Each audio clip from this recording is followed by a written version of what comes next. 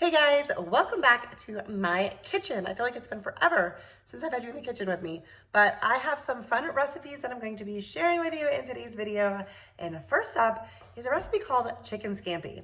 Now I was curious because I've only ever heard of shrimp scampi and is that a thing? So, okay, this isn't really a thing, but someone made this a thing and we're gonna go with it, okay? Apparently, scampi is actually the name of a small crustacean. So there really can't be scampi without that, but it sounds good to me. And I believe from what I understand that this change and transition in the use of the word came from the Italian Americans that immigrated. And since my great grandparents were Italian Americans that immigrated, I'm just gonna go with it. I'm not gonna argue with it, but it sounds delicious. I will have the recipe link down below. I'm gonna change it up a little bit. It actually says you can serve this with rice, which is what the recipe has, but I asked my husband and we're gonna go ahead and do it with pasta, so I'm gonna make a few adjustments. But anyways, let's get started.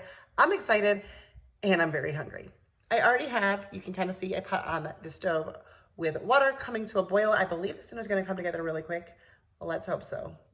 Okay, quick change of plans. I'm still gonna use pasta instead of rice, but I'm gonna try to cook the pasta in the skillet like the recipe calls for with the rice, because if I don't, I'm not really sure how much liquid and stuff to omit.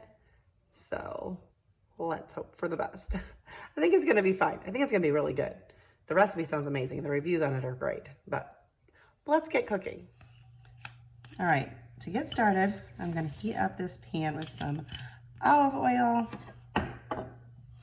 The burner's already pretty hot because I just had water on here boiling, but I just pulled that off. So this is gonna heat up real quick for me. Gonna add to the skillet some chicken tenderloins. All right, I added on my apron because I was like, this is gonna splatter.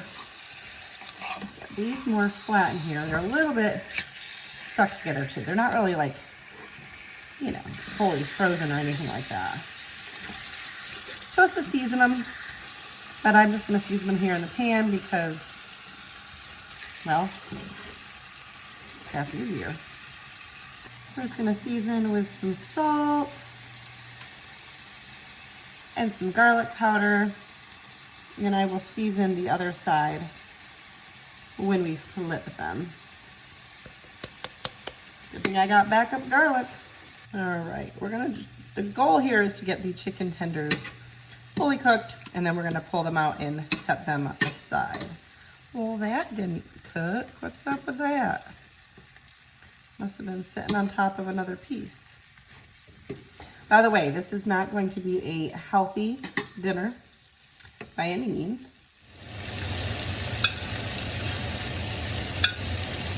All right, it's become quite sizzly in here. I removed the chicken and I've added in I added 6 tablespoons of butter. The recipe called for a whole stick. I'm thinking it's probably okay for me to cut back on that a little bit. I'm gonna get this butter melted. I'm gonna add in a half a teaspoon of salt and a 1/4 teaspoon of crushed red pepper flakes. Might do a little bit more. My husband loves any recipe with crushed red pepper flakes, or he will just add them to everything. I think he added them to his whole plate on Thanksgiving. And now we're gonna add in 2 tablespoons of minced garlic. I just remembered that I was going to freshly mince up some garlic because I had some fresh. However, I only remembered this very second, and it's time for it to go in the pan. We're gonna cook this for about, it says 3 minutes. I'm just gonna keep it moving because I don't want my garlic to burn. A little bit of brown bits still from the chicken, but we're gonna get all that up here in just a second. Okay, totally thought I was recording. I did not wait the 3 minutes. I felt like the garlic, I did not want it to burn. So I added in a half a cup of chicken broth. The recipe calls for white wine, and I'm not opposed to cooking with wine, but it's not something that I have on hand. So the recipe very much recommends not substituting, but if you do want to substitute, set a half a cup of chicken broth, a tiny bit left in there, and a tablespoon of lemon juice. So that's what we're going to do.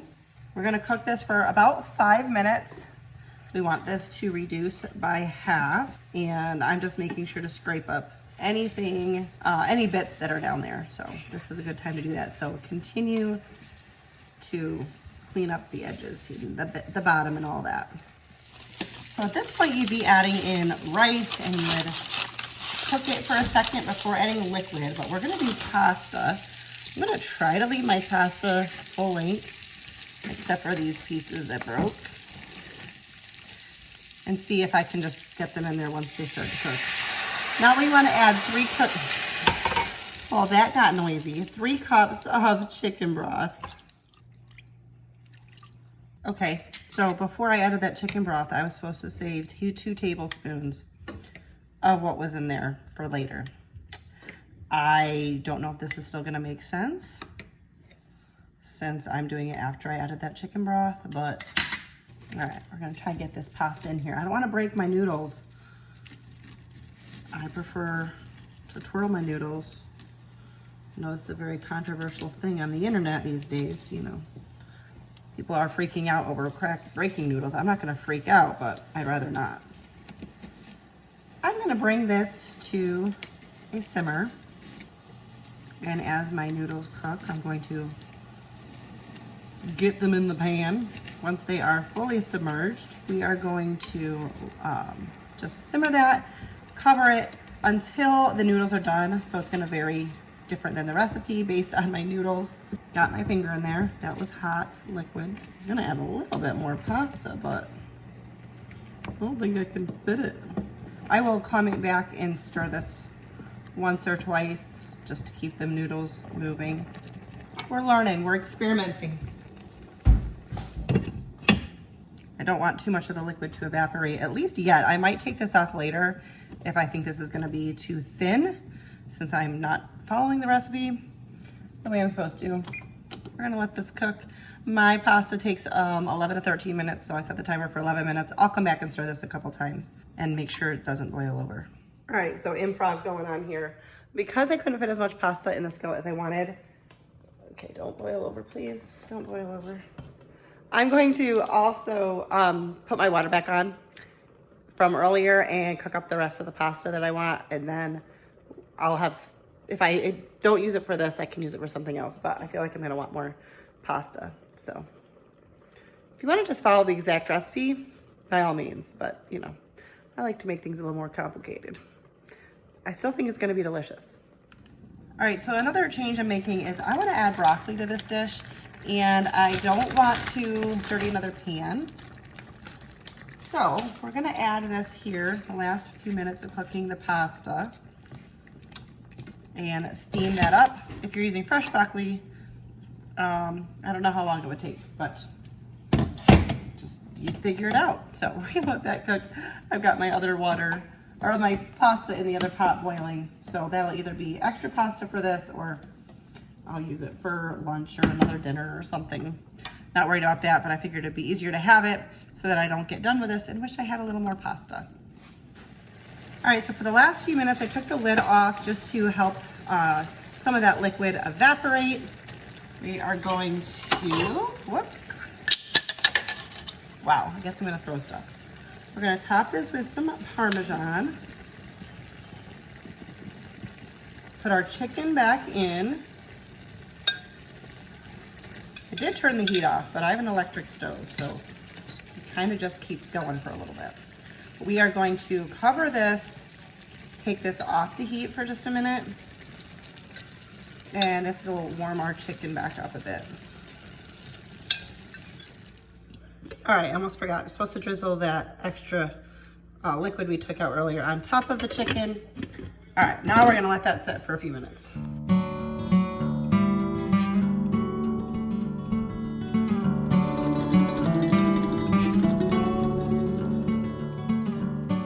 All right, so that dinner was delicious. My husband also liked it. He did add some additional red pepper flakes, but like I said, he puts them on just about everything. I was glad I made it the extra pasta that couldn't fit in the skillet, so it would have been helpful if I had a bigger skillet. But anyways, yeah, recipe was really good. Now on to the next one. Seriously?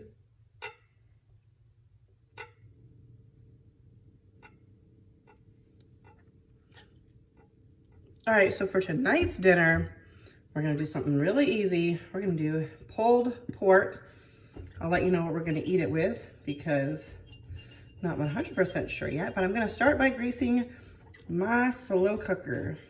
I got up and went grocery shopping this morning, trying a new thing where I go earlier in the day. So I'm home now and it's time to get this going. Because I don't like to dirty more dishes than necessary, I'm just gonna season the meat in there. This is a Boston pork butt. It is approximately 3.5 pounds. I had cut it up when we picked it up from Sam's Club. So we're gonna get this in here. All right, so I'm not going to worry about turning it over because I already washed my hands. And well, my hands are very dry. So I'm just gonna season it best I can like this. We're gonna just do some salt and garlic and some paprika. Smoked paprika would be great, but I don't have any of that. I put fat side up, if I remember correctly. That's how it's supposed to be. Oh, all right, never mind, I lied. I'm gonna season the other side here. We're gonna just roll this over and I'm just gonna wash my hands again. My poor hands. I suppose if I was thinking clearly, I could have just used a couple of forks to turn that. Might do that. I think I'm gonna season all sides. Okay, so we're gonna season all sides. I'm changing my mind here with salt, garlic, and paprika.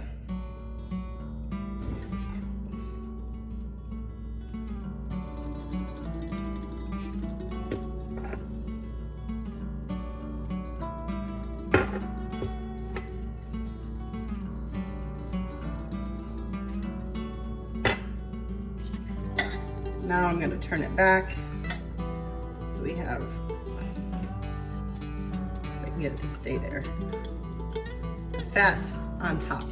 For now, we're just going to cover this and let this cook on high for 5 hours, and then we will come back to it later.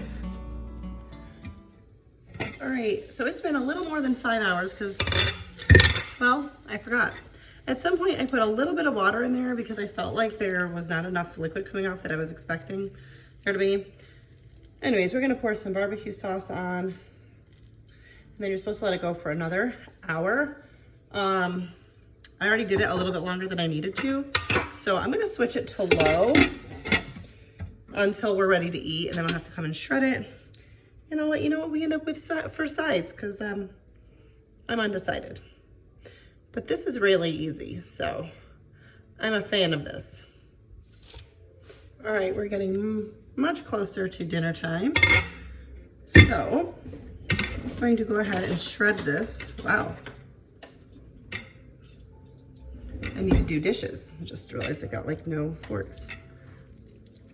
Oh wow, this is great. Ooh. So I'm gonna do is just shred this up in here so that it can soak up all of that juice. I'm going to pull out some of these bigger chunks of fat. That's not fat, I thought it was. My husband will really enjoy the fat, but some of that's just, you know, a little too much.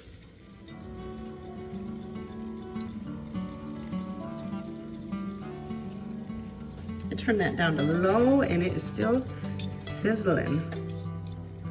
We're gonna shred this and then just let it kind of hang out in the juice. A lot of that liquid will, I believe, will disappear. But maybe I shouldn't have added a little bit of water, but I couldn't help it. Just looked, it wasn't very much. It was like literally like a little splash of water.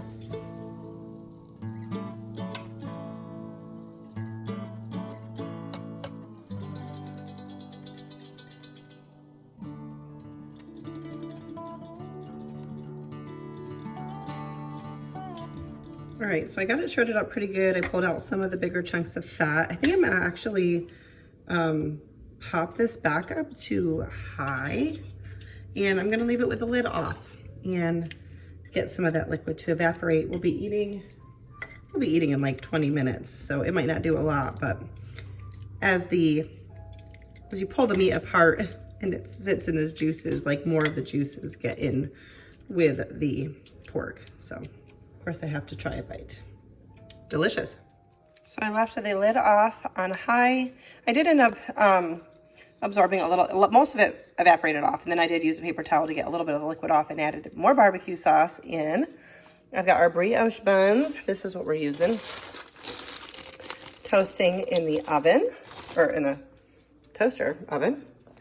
Just did some baked beans, just these here, and I doctored them up a little bit with some brown sugar. Just not much, like a little bit.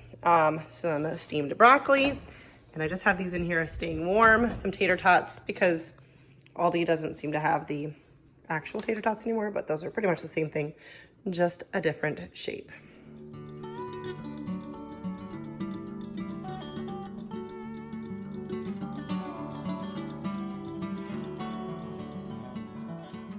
All right, so it is a couple days later, but I just wanted to say that that pork butt came out so good. And I wanted to give you a couple ideas in case maybe you're like us in a smaller family, or maybe you just make a larger amount and you got leftovers. You can freeze the leftover pulled pork, but we did some loaded spud boats. So we had like baked potatoes. I made a cheese sauce, broccoli, pulled pork, all on top of the baked potato. So good. And then actually tonight we're gonna finish that up, the leftover pulled pork, and gonna have some pork nachos. I just do them on a sheet pan in the oven. So good. The loaded baked potatoes would be a great idea for a dinner party or like a Christmas party or whatever, because you can put all sorts of toppings out, and I don't know, I think it'd be a great idea for that. But that is gonna do it for today's video. If you liked it, please give it a thumbs up. If you are new here, I would love it if you would consider subscribing before you leave. I enjoy sharing all different types of lifestyle content, grocery hauls, food, vlogs, all of that kind of thing. So I'd love it if you stick around. Thanks for watching, and I'll see you next time. Bye, guys.